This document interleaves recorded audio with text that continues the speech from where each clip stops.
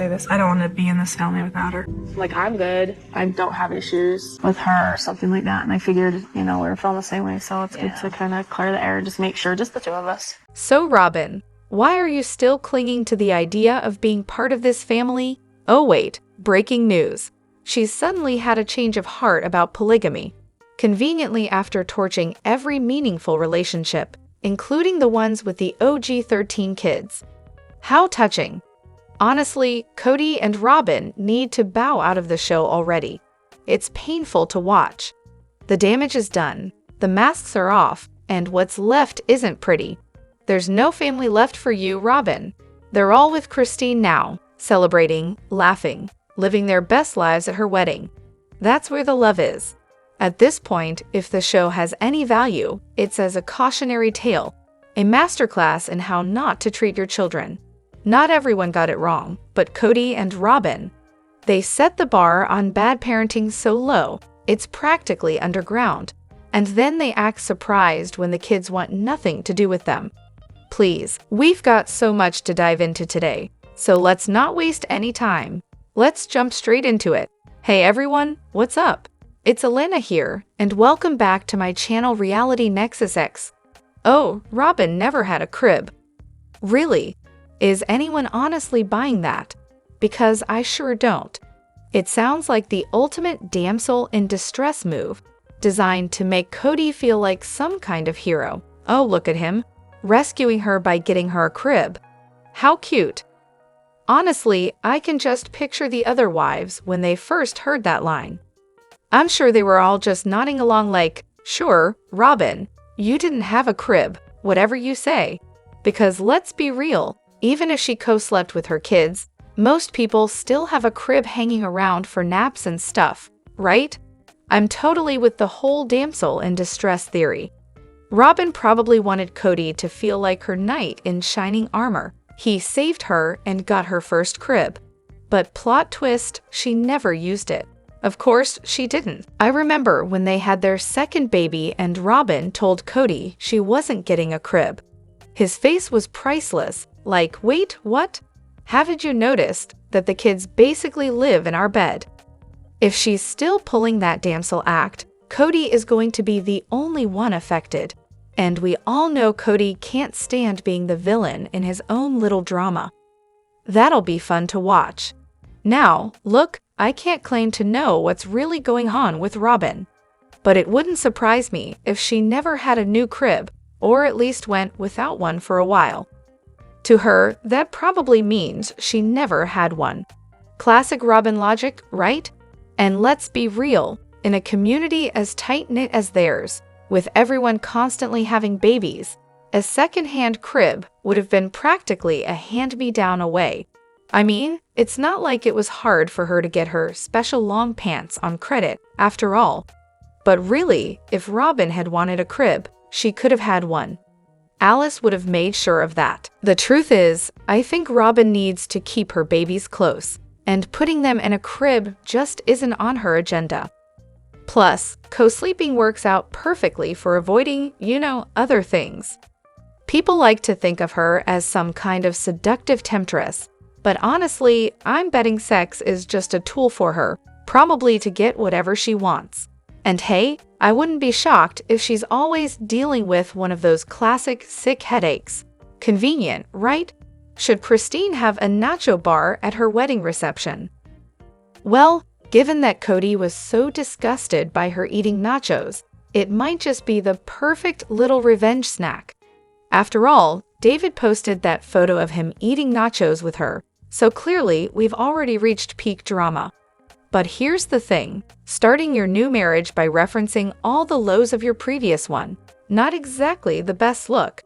Christine's life with her husband now shouldn't be overshadowed by Kody's nonsense. Sure, if she really wants it and thinks it'll be fun, fine.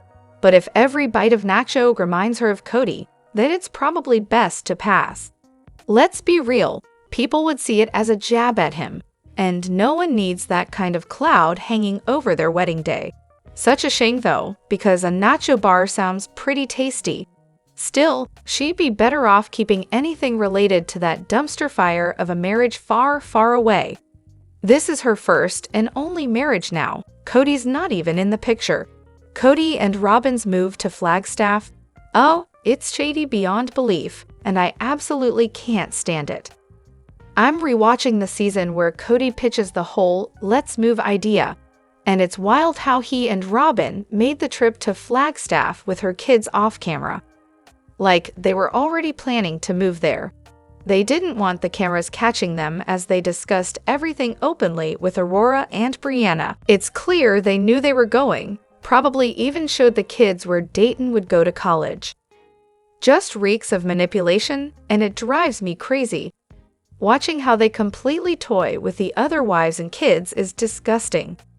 This entire season is like a punch in the face for anyone who thought Robyn and Kody weren't totally self-serving. This is the season that spells it out in big bold letters. They needed all the wives to move because Kody was after the money from all the homes and from all their incomes. It's just gross. And don't even get me started on Christine's trip to Flagstaff. She thought it was just the first time they were meeting a realtor, but as soon as they saw a few properties, someone casually mentioned that Kody had already scouted places with Robyn and her kids. So yeah, the trip wasn't just to check it out. They'd already decided on the move and were planning to manipulate everyone else into following along. Mary was definitely the most skeptical, and she actually called it when she told Robyn it felt like they were moving backwards. She was right. Meanwhile, Robyn, classic Robyn, sits back in all the family discussions and doesn't react. Why? Because she was in on it. She already knew what Kody was planning. And now, she physically stops Kody from speaking by giving him that "shut up" hand gesture. It's the same pattern. Honestly, I'll never understand why the other wives went along with it. Sure, brainwashing and cold behavior explain a lot, but at some point, you have to put your kids first. If it wasn't for their fear of losing the show, I don't think they would have moved with Kody. They were already living as independent single moms and didn't need him. Mary, in particular, could have been sitting on $500,000 plus of equity right now, but instead, she wasted years paying $5,000/month in rent. Also, she could be ignored by Kody and Robyn. I'd never get over that kind of resentment. The whole move just disgusts me. The manipulation, the financial damage, the lies. And all of it just for Kody and Robyn's benefit, while everyone else got sucked into the mess. I actually stopped watching after that. I only recently caught up with the episodes, and surprise, surprise, it was the beginning of the end for Kody's marriages. He was exposed as a failed polygamist who showed the worst side of plural marriage. No matter how hard Janelle tried to fix things, it was over. But somehow, Kody and Robyn managed to pull off one last financial con, taking Mary and Janelle's Vegas equity and spending family money without a second thought. It was all just gross. Aspen, the unproblematic queen.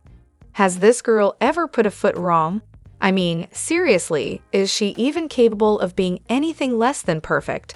It's like she was designed in a lab to be the ideal child. I can't even imagine having my teenage years blasted all over TV for the world to see.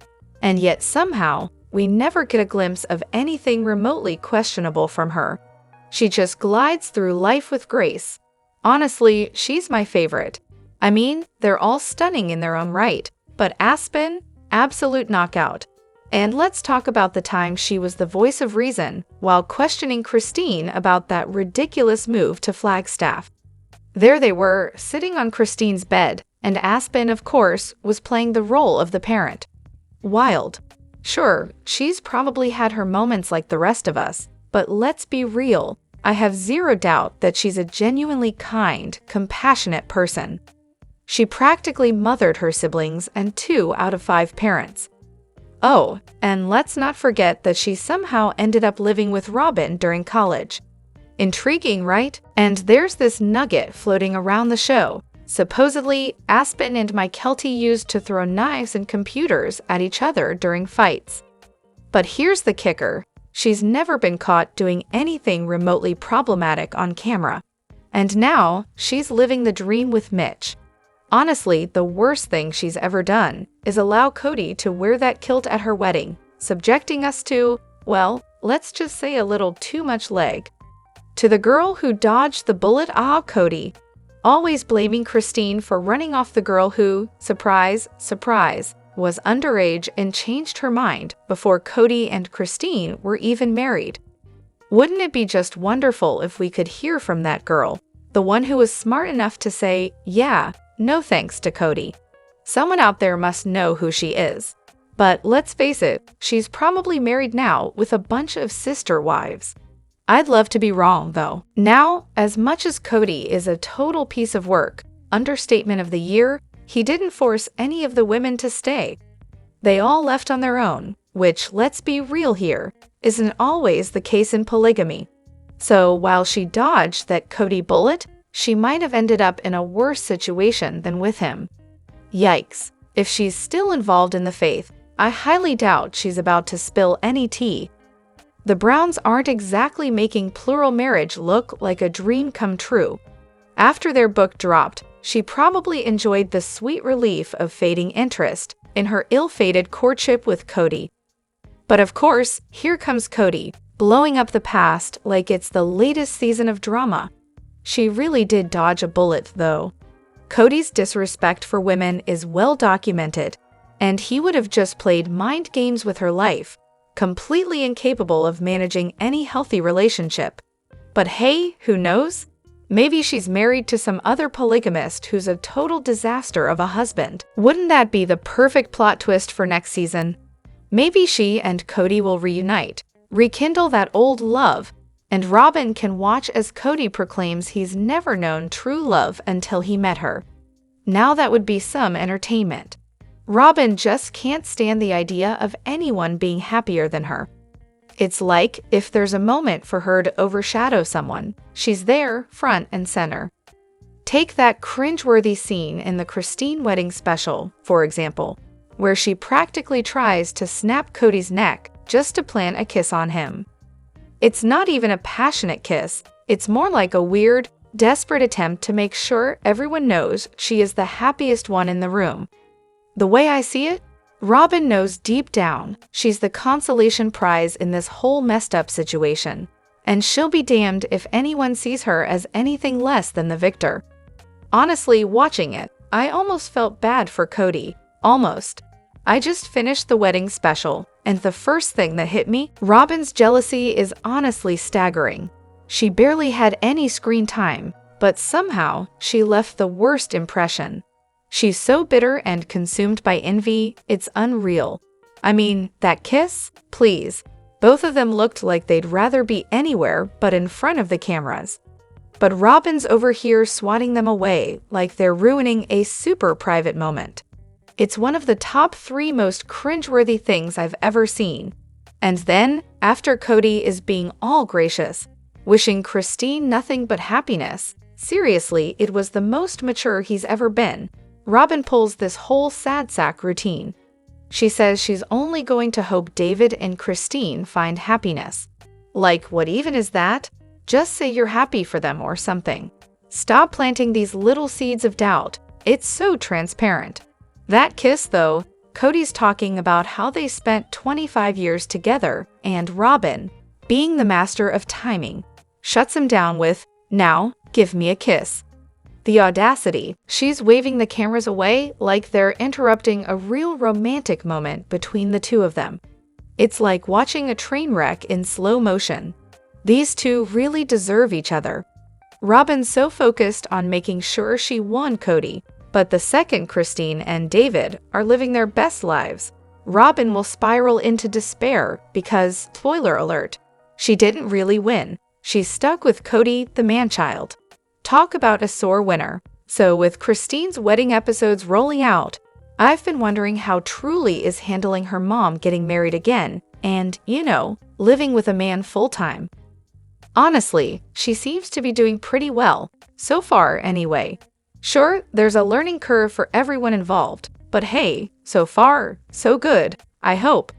Christine's been pretty clear with Truly that David isn't going to replace her dad, which seems like the right move. But of course, you have Kody in the background.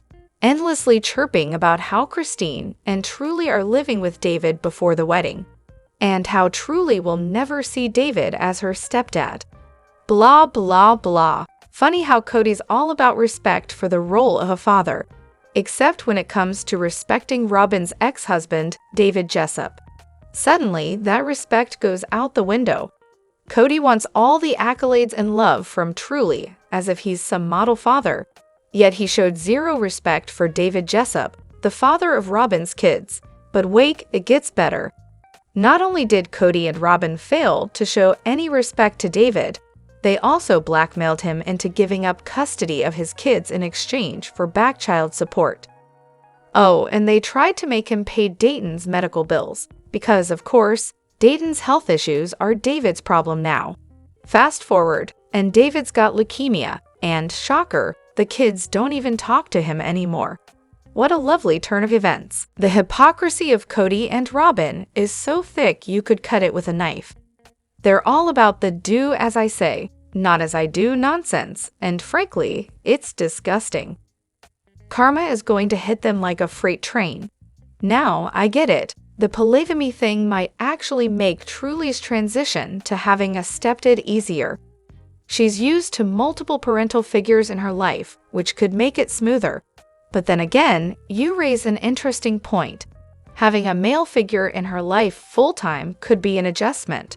As Truly gets older, she's definitely going to see Kody for what he is, and the effort, or lack thereof, he's putting into being a father to her and her siblings. David being there could really highlight just how neglectful Kody has been.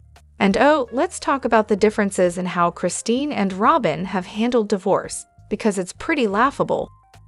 Robyn's all about how abusive David was, and how she had to take away his parental rights. Call Kody dad or else. Meanwhile, Christine, who actually dealt with an abusive partner, didn't erase Kody from Truly's life. Instead, she's like, yeah, he's a terrible person, but he's still your dad, and I will make sure you see him. And her whole family is basically like, thank you for finally leaving that trash can of a human Kody Brown.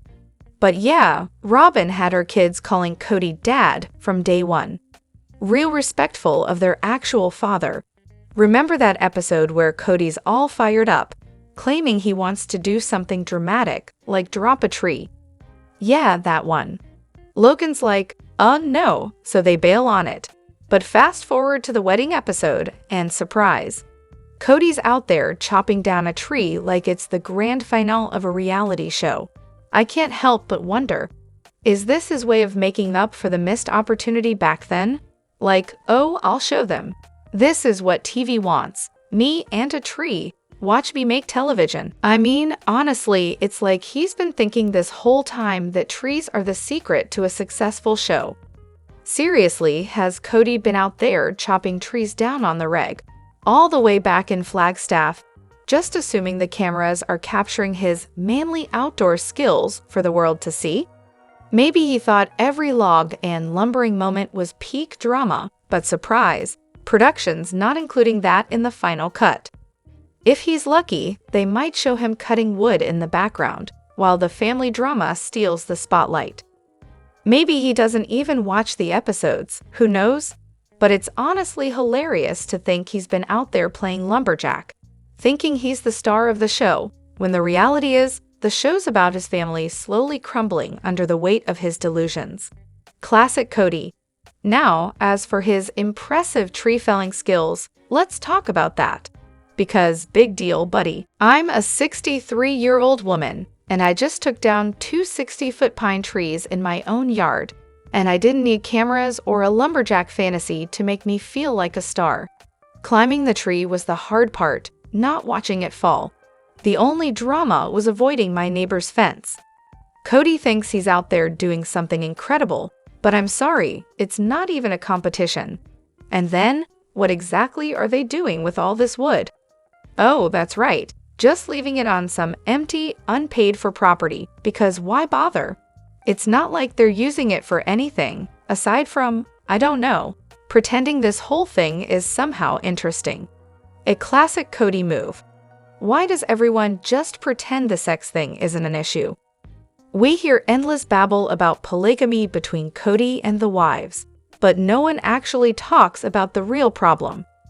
Sure, you can have a great intimate moment with your husband, but then the next night, he's off having that same moment with someone else. And they all act like that's totally fine, like it's not a big deal. They talk about jealousy, but honestly, what are they even jealous of? Oh, right. Maybe it's the thought of your husband sticking his pencil into multiple women's pencil sharpeners. I wish they'd just come clean and admit that the whole thing is sexually unfair and ridiculous. But no, they avoid the topic like the plague, probably because sex is a massive taboo in their world. Some of them even say they're uncomfortable just stepping into each other's bedrooms, while Miri, I think, is the only one who said she has no problem with it. It's just another room in her house, after all. To be honest, the whole sex thing wouldn't bother me as much as other parts of the relationship. Like, imagine doing something new together, but it's not really new for him. He's already done it with another wife, so for him, it's just another repeat performance. The lack of firsts for just the two of you would drive me crazy. And then there's the idea of him raising another family and having kids with someone else. That's a whole other level of hard to swallow. What if he's best buds with his in-laws, but totally at odds with my family? Yeah, no thanks. I think the real issue with jealousy, especially when it comes to knowing Kody's having sex with other wives, is the big unspoken elephant in the room. They just sweep it under the rug and pretend it's all about privacy. That's the excuse for why they can't all live together. They can't even admit to the emotional weight of it because it creates way too much cognitive dissonance. So they cover it up with this nonsense about it being inappropriate to talk about. And don't even get me started on the double standard with this whole purity concept. It's totally fine for these fundamentalist Mormon men to have sex with as many women as they want, but the women are expected to save their entire sexual selves for one mayonnaise-filled mansuit who thinks coffee is the epitome of sin. It's absolutely infuriating. The women are supposed to walk this fine line, do everything right, or they get sent to the bottom of the heavenly totem pole. Even in the afterlife, they're treated like second-class citizens. It's beyond ridiculous. Dumb. Just dumb. Dumb. Let me know what you think in the comments. Don't forget to hit that like button and subscribe to my channel. I'll see you in the next video. Take care and much love to you all.